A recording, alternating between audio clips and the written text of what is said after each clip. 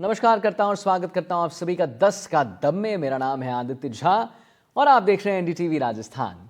प्रदेश भर में दिवाली त्योहार को धूमधाम से मनाई गई है। जमकर हुई आतिशबाजी के बाद हम आपको बता दें, राजस्थान के 10 जिलों का जो AQI लेवल है वो 200 के पार पहुंच गया है। राजस्थान के कई जिलों में दीपावली के दिन दोपहर बाद ही हवा की बेहद प्रदूषित हवाएं और जहरीली हवाएं बहने लगी। देर रात तक हुए आतिशबाजी की वजह से AQI लेवल और बढ़ गया।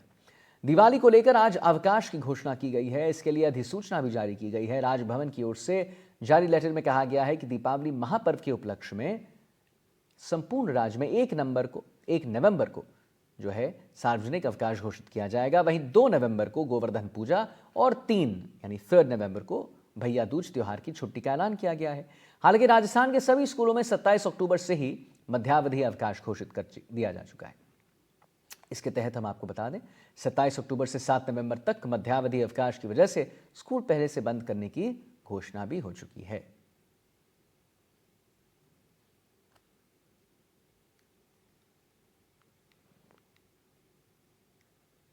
तो प्रदेश भर में दिवाली का त्योहार धूमधाम से मनाया गया। एक तरफ आप देखिए, 2 तस्वीर हम आपको दिखा रहे हैं। पहली तस्वीर आप देखिए, जमकर आतिशबाजी हुई है, लेकिन उस आतिशबाजी का जो रिमाइंडर है, उस आतिशबाजी का जो फल है, जो निष्कर्ष है, वो यही निकला है कि AQI का जो स्तर है वो सिर्फ बढ़ा नहीं है, 200 के पार चला गया है। यानी कि वेरी पुअर कैटेगरी में अब जो स्तर है वो बढ़ गया है। और सबसे बड़ी मुश्किल की बात यह होती है कि एक दिन की जो आतिशबाजी होती है जमकर, उसकी वजह से जो AQI बढ़ता है उसको कम करने में करीबन 1-1.5 महीना लगता है। वो एक दिन की चीज़ नहीं है। रेशियो 1:1 नहीं, रेशियो है 1:1.5 महीना। आप एक दिन इतनी आतिशबाजी करेंगे तो उसको ख़त्म करने में या उसको कम करने में, ख़त्म तो खैर बहुत मुश्किल है, कम करने में ऑफकोर्स 1-1.5 महीने का समय लगेगा।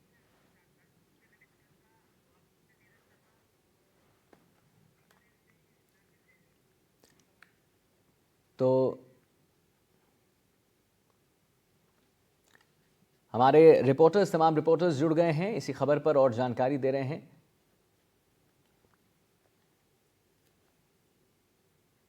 जी हाँ, तो एक बार भरतपुर से ललितेश कुशवाहा हैं, धौलपुर से हैं नीरज शर्मा हैं और बीकानेर से हैं नासिर जैदी। तो एक बार मैं ज़रा नासिर साहब आपके पास आना चाहूँगा।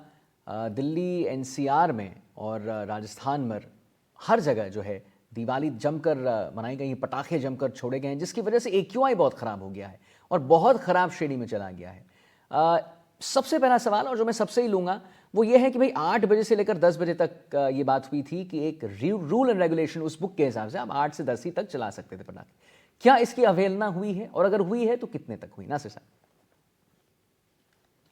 देखिए, रूल्स रेगुलेशन हर साल बनाए जाते हैं। हर साल हुकूमत की तरफ से ये अपील की जाती है कि आतिशबाजी ऐसी इस्तेमाल करें कि जिससे पॉल्यूशन कम हो।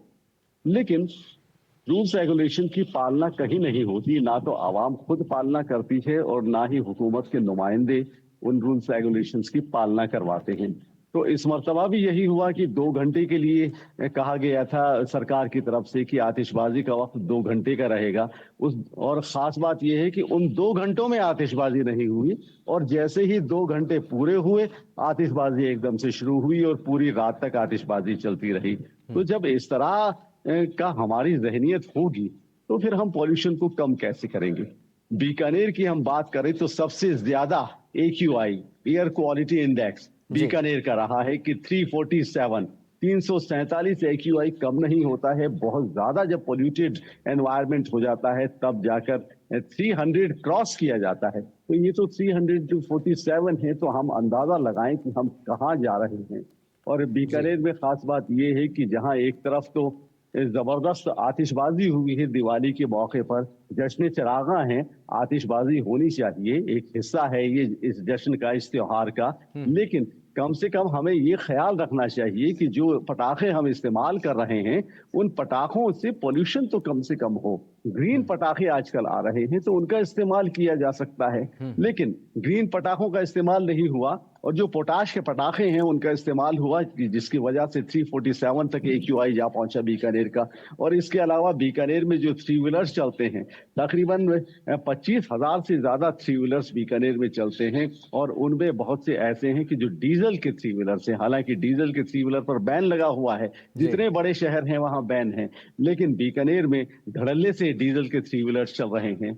डिविजनल हेडक्वार्टर है, राजस्थान का तीसरा सबसे बड़ा शहर है, बहुत नाम रखता है, अहमियत रखता है बीकानेर, लेकिन बावजूद इसके पोल्यूशन की बात करें तो ना तो हमें आवाम में अवेयरनेस नजर आती है, ना ही हुकूमत पोल्यूशन को कंट्रोल करने में दिलचस्पी लेती हुई नजर आती है। तो ये तो जब तक हम खुद नहीं सुधरेंगे तब तक पोल्यूशन का यही हाल रहेगा। जी आदित्य।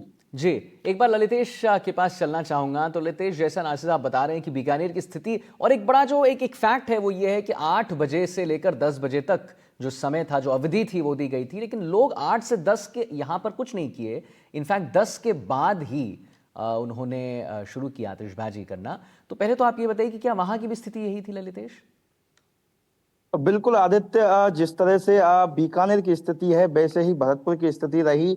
8 से 10 जो एक टाइम दिया गया था, उसके बाद भी भरतपुर में देर रात तक जमकर पटाखे चले और हालत ये हो गए हैं कि जो AQI है वो 290 के आसपास पहुंच गया है। और अगर 31 अक्टूबर की बात की जाए तो 206 था और 30 अक्टूबर की बात की जाए तो 98 था। लेकिन आप देख सकते हैं कि जब ये दीपावली पर्व था और ये पटाखे चलाए गए देर रात तक, इनसे जो धुआं उठा था, उससे जो प्रदूषण हुआ है, AQI 290 के आसपास पहुंच गया है। इससे लोगों को तो समस्या आ ही रही है, जबकि भरतपुर में केवलादेव राष्ट्रीय उद्यान है, वहां जो विदेशी पक्षियां आते हैं उनको भी काफी परेशानी हुई है, क्योंकि भरतपुर है वो NCR में आता है और NCR में प्रतिबंधित कर रखे हैं जो पोटास के पटाखे हैं।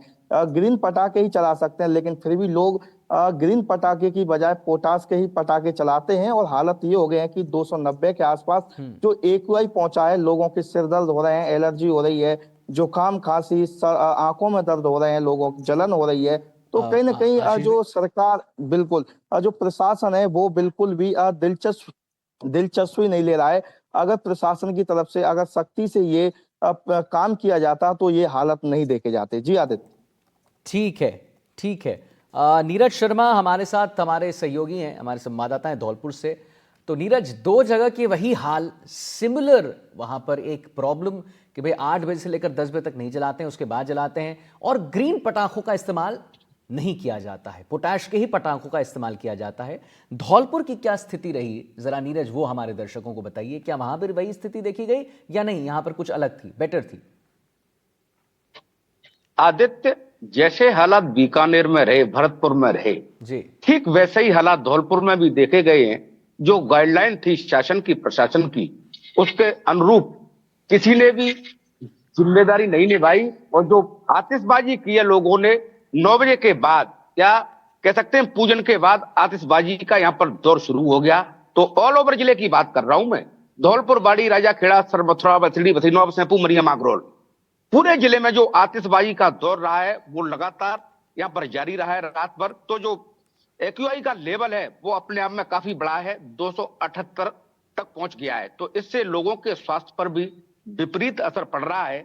PMO जो प्रमुख चिकित्सा अधिकारी हैं, डॉक्टर विजय सिंह, उनसे भी हमारी बात हुई। तो जो अस्थमा के मरीज हैं उनको इससे कह सकते हैं भारी दिक्कत हो रही है, और इसकी AQI का जो लेवल बढ़ रहा है, इसकी एक और वजह आदित्य, यहां पर जो ईंट के भट्टे हैं, धौलपुर उपखंड, राजाखेड़ा उपखंड, सैकड़ों की तादाद में संचालित हो रहे हैं। तो वह भी एक दूसरा कारण है कि जिसकी वजह से AQI का लेवल जो लगातार बढ़ रहा है। जी, मतलब आप कह रहे हैं कि वहां पर एक तो पोल्यूशन की वजह से बढ़ ही रहा है, आतिशबाजी भी, और दूसरा एक बहुत बड़ा वो है कि भाई वहां पर आसपास काम भी चलता है, जिसकी वजह से वो AQI बहुत बढ़ रहा है। देखिए आदित्य, धौलपुर जिला ईंट के भट्टों का हब बन गया, कह सकते हैं मंडी है। राजाखेड़ा उपखंड क्षेत्र में सैकड़ों की तादाद में ईंट के भट्टे संचालित हो रहे हैं, इधर धौलपुर में और सैंपू उपखंड में भी संचालित हो रहे हैं। तो सैकड़ों की तादाद में जो ईंट के भट्टे हैं, आतिशबाजी तो है ही कारण इसका, लेकिन जो ईंट के भट्टे हैं उधर रीको का क्षेत्र है, तो यह जो प्रदूषण हो रहा है इसकी वजह से इसका लेवल लगातार बढ़ रहा है। चलिए ठीक है, एक सवाल मैं सबसे लेना चाहूँगा, पहले नासिर साहब आपके पास आऊँगा, उसके बाद धौलपुर भी आएंगे हम लोग, उसके बाद ललितेश के भी पास जाएंगे कि ये देखिए बहुत बार जैसे दिल्ली एनसीआर में क्या होता है कि जब एक्यूआई बहुत बढ़ जाता है और 300 ही पड़ जाता है, यहाँ पर तो खैर बहुत ज़्यादा बढ़ता है, तो होता ये है कि गवर्नमेंट जो है या प्रशासन जो है वो छिड़काव करवाती है पानी का। तो क्या जो वहाँ की प्रशासन है, नासिर साहब पहला सवाल आपसे यही है कि वहाँ पर जो प्रशासन है, वहाँ पर जो जितने भी वहाँ तमाम आला अधिकारी हैं, क्या आप छिड़काव करेंगे? क्या मतलब ये जो प्रॉब्लम हो गया उससे निकलने का क्या उपाय? पॉल्यूशन को लेकर सड़कों पर छिड़काव होते बीकानेर की आवाम ने कभी नहीं देखा। जब गर्मी के मौसम में टेम्परेचर बढ़ जाता है तो उस वक्त तो छिड़काव होते देखा, लेकिन पॉल्यूशन बढ़ने पर सड़कों पर छिड़काव हो, ऐसा कुछ हो, ऐसा कोई एक्शन आज तक एडमिनिस्ट्रेशन ने नहीं लिया, जिसका नतीजा है कि सबसे बड़ी बात तो देखिए, आवाम खुद जिम्मेदार है। हम खुद जिम्मेदार हैं क्योंकि हमारा नेशनल कैरेक्टर डेवलप नहीं हुआ, जिसकी वजह से हम अपनी जिम्मेदारियां महसूस नहीं करते।